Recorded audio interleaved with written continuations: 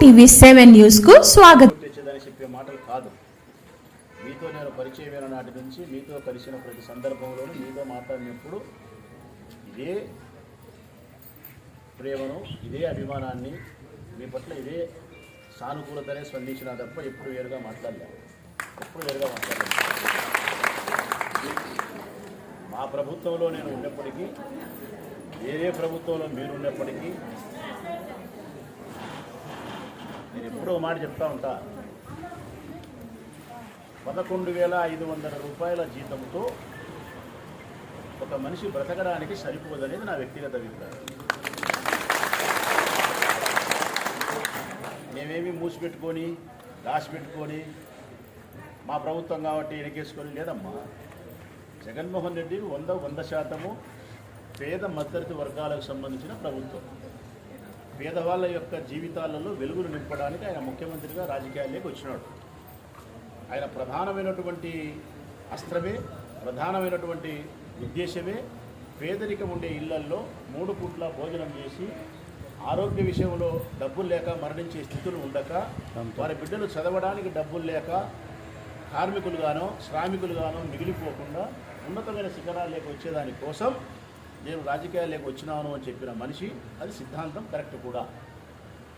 మరి ఆయన సిద్ధాంతమే పేదరికంలో ఉండే కుటుంబాలను ఉద్ధరించడం కోసము 3 పూట్ల భోజనం చేసి సంతోషంగా ఉండే కార్యక్రమే అనేది అయినప్పుడు, ఆ పేదరికమైనటువంటి కుటుంబాలలో సగటు మనుషులు తల్లి మీరు, సగటు మనుషులు మీరు, మీ మీద ఈ ప్రభుత్వానికి ప్రేమ ఉండదా?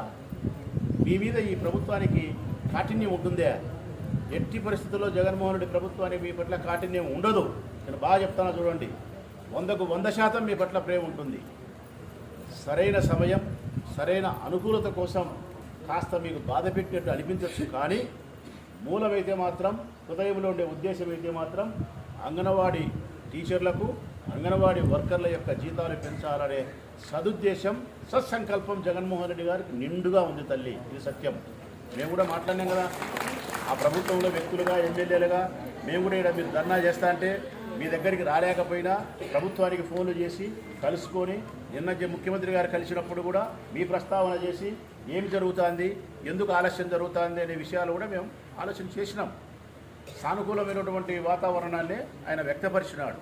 అయితే ఈరోజు మీకు జీతాలు పెంచే పరిస్థితికి వస్తే మరింత ఆశా వర్కర్లు కానీ, మరింత మున్సిపల్ ఎంప్లాయీస్ కానీ జీతాలు పెంచాల్సిన పరిస్థితి వచ్చినప్పుడు కాస్త భారం అవుతుందని చెప్పి ఆలోచన చేసుకునే విషయంలో 15 రోజులు మిమ్మల్ని రోడ్డు మీదకి వచ్చే పరిస్థితితో, ఎండలో మిమ్మల్ని కూర్చోబెట్టే పరిస్థితి చేసినందుకు జగన్మోహన్ రెడ్డి గారికి విచారం ఉంది, మాకు బాధ ఉంది. ముఖ్యంగా మీ అన్న రాజమౌళికి తీవ్రమైన బాధ ఉంది మిమ్మల్ని వీధి ఎక్కించినందుకు.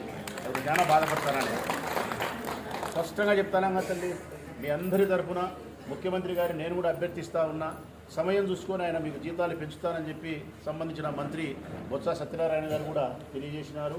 ముఖ్యమంత్రి గారు చెప్పిన తర్వాతనే సజ్జల రామకృష్ణారెడ్డి గారు కూడా మీకు మీ వాళ్ళతో చర్చలు చేసినప్పుడు చెప్పినారు, పెంచడానికి సంసిద్ధంగా ఉన్నాం, సమయం కోసం మాత్రమే అడుగుతూ ఉన్నామని చెప్పినారు. ఇక్కడ ఎక్కడే కానీ మీతో జీతం పెంచము అని చెప్పలే, మీ జీతం సరిపోతుంది అని చెప్పలే. మీకు జీతం పెంచాల్సిన అవసరం ఉంది. 11,500 రూపాయలతో కుటుంబం పోషణ జరిగేది కష్టం కాబట్టి ఒకేసారి 26,000 కాకపోయినా కొద్దో గొప్ప సంవత్సరానికో 2 ఏళ్ళకో 3 ఏళ్ళకో 2,000, 3,000, 4,000 పెంచుకుంటూ రావాల్సిన పరిస్థితి ఉంది. ఆ పరిస్థితి కొంత సమయం కావాలని చెప్పి ముఖ్యమంత్రి గారు వినయపూర్వకంగా మీకు విజ్ఞప్తి చేసినారు. తప్పనిసరిగా కాస్త సమయాన్ని మాకు ఇచ్చే ఏర్పాటు మీరు చేస్తే మీ జీతభత్యాలు పెంచడమే కాకుండా మీ మనసుకు తృప్తి కలిగేటటువంటి నిర్ణయాలు ఈ రాష్ట్ర ప్రభుత్వం తీసుకుంటుందనేది మనస్ఫూర్తిగా నీకు తెలియజేస్తానా. ఇక ప్రొద్దుటూరు నియోజకవర్గం వరకైతే మీరు ధర్నా చేస్తూ ఉన్నా కూడా నా మనసుకైతే బాధే తల్లి. ఈరోజే కాదు, తెలుగుదేశం పార్టీ ప్రభుత్వంలో మీరు ధర్నా చేసినప్పుడు కానీ, తెలుగుదేశం పార్టీ ప్రభుత్వంలో అంగన్వాడీ టీచర్లను, వర్కర్లను గుర్రాలతో తెక్కించి కొట్టినప్పుడు కానీ, జడలు పట్టుకొని మిమ్మల్ని ఈడ్చినప్పుడు కానీ ఆ రోజు బాధపడుతున్నాం. ఈరోజు మీరు రోడ్డు ఎక్కినప్పుడు మేము బాధపడే పరిస్థితి ఉంది. కారణం, మీరు మా ఇంటి ఆడబిడ్డలాగా భావించినాం, మా చెల్లెలలాగా భావించినాం. నా చెల్లెలాగా మిమ్మల్ని భావించినా కాబట్టి మొట్టమొదటిసారి జగన్మోహన్ రెడ్డి జన్మదినాన్ని పురస్కరించుకొని నా ఆడబిడ్డలకు సారా సీరా పెట్టాలనుకున్నప్పుడు అంగన్వాడీ ఆయాలను టీచర్లనే మొట్టమొదటి ఎన్నుకునే మీ 1000 మందికి నేను సారా సీర పెట్టగలిగాను. ఏ రోజైతే హృదయపూర్వకంగా నేను నా భార్య వచ్చి మీకు సారా సీర పెట్టగలిగినామో ఆ రోజే మీరు నా చెల్లెలతో సమానం, చిన్నపిల్లలైతే నా బిడ్డలతో సమానం తల్లి. అట్టి నా బిడ్డలను కానీ, అట్టి నా చెల్లెలను కానీ బాధ పెట్టడానికి, రోడ్డు ఎక్కించడానికి, ఎండలో మిమ్మల్ని కూర్చోబెట్టడానికి మా మనసు అంగీకరిస్తుందా? ఎప్పుడు అంగీకరించదు. ఇక నేను చేయదగ్గ సహాయం ఏదైనా ఉంటే ఎప్పుడైనా మీకోసం చేస్తా తల్లి. ఇంతకుముందు కూడా మనం మాట్లాడుకున్నాం, కొవ్వూరు గ్రాండ్ హోటల్ ఒకసారి మాట్లాడుకున్నాం. 50,000 రూపాయలు మీరు రిటైర్డ్ అయిన తర్వాత, 50,000 కదా, ఇప్పుడు 1,00,000 రూపాయలు చెప్పినారు ముఖ్యమంత్రి గారు. 50,000 రూపాయలు ఇచ్చేటప్పుడు మీరు అడగకముందే, రాష్ట్ర వ్యాప్తంగా అంగన్వాడీ టీచర్లు ఆయాలు గొంతెత్తి ఎవరు ప్రశ్నించకముందే, ఈ చెల్లెళ్ళు ఎన్నను అడగముందే అన్ననే ఈ చెల్లెళ్ళ ముందుకు వచ్చి రిటైర్డ్ అయినప్పుడు 30 సంవత్సరాలు పనిచేసిన తర్వాత రిటైర్డ్ అయ్యి ఇంటికి పోయేటప్పుడు 50,000 రూపాయలతో ఇంటికి పోవడం అనేది నాకు ఇష్టం లేదు. కనీసం 2-3 లక్షలన్నా మీకు వస్తే బాగుంటుంది కదా అనే ఉద్దేశంతో నేనే మీతో మాట్లాడి మీకు 2 లక్షల రూపాయలు రిటైర్డ్ అయినప్పుడు వచ్చేదానికి కావాల్సిన స్థితిని నా సొంత డబ్బులతో చేసేదానికి కార్యోన్ముఖులై ప్రయాణం చేస్తానని కూడా మీకు నేను ఆ రోజు చెప్పిన. ఈరోజుకి నా ఉద్దేశం అదే. ఈరోజు కాకపోతే రేపు, రేపు కాకపోతే వారం, వారం కాకపోతే 10 రోజులు. ఆ రోజు కూడా మీకు ఒక మాట చెప్పినా, నేను 2 లక్షల రూపాయలు మీకు రావాలంటే మీ వయసును బట్టి నేను ఫిక్స్డ్ డిపాజిట్ చేసి ఆ బాండ్ మీకు ఇస్తే కదా రిటైర్డ్ అయిన సమయానికి మీకు ఆ 2 లక్షలు వచ్చే ఏర్పాటు చేస్తానని చెప్పిన. ఆ రోజు వచ్చినారా మీరంతా? కాలేదా? వచ్చినారు. ఆ రోజు చెప్పి కూడా ఆ రోజు నా భార్య ఊర్లో లేదు, హైదరాబాద్కు ఎక్కడికో కూతురు దగ్గరికి వెళ్ళి వచ్చిన తర్వాత నా భార్యతో కూడా ఈ విషయాన్ని సంప్రదించి నిర్ణయం తీసుకొని చేయాలనే ఉద్దేశం ఉందా.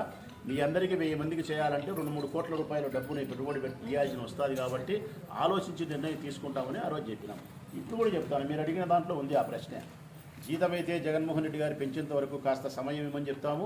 ఇది అయితే మటుకు మీకు 2 లక్షల రూపాయలు వచ్చేదానికి కావాల్సిన డబ్బును, నా డబ్బును వేసినా సరే మీకు చేయడానికి సంసిద్ధంగా ఉండాలని ఆ బుద్ధి చెప్పినా. ఈ బుద్ధి కూడా ఆలోచనలు ఉన్నాయి.